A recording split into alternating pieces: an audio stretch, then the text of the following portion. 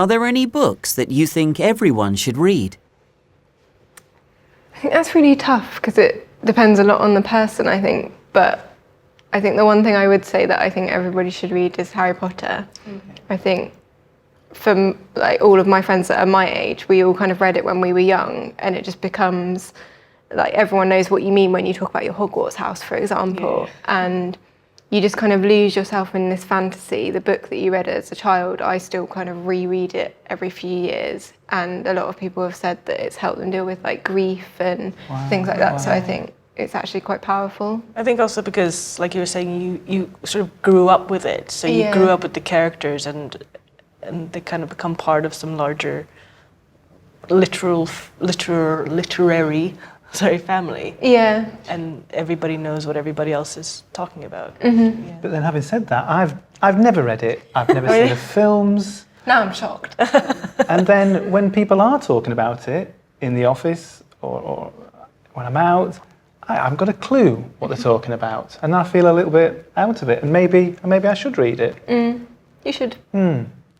I think only from a sort of social perspective, it's so huge and it's influenced so many people in every country, not just in the UK or not just Western countries, but all over the world. Yeah. That I think it becomes like you were saying, a common language of sorts. Absolutely. And also becomes almost like a social history in a way. Yeah. So it becomes, it's more than a book. It's a kind of a common experience, maybe. I once read The Diving Bell and the Butterfly. That was a good book, very short book, and it was about I've never heard of it. A gentleman. He had a stroke, and he only could communicate the book through blinking an eye, an eyelid.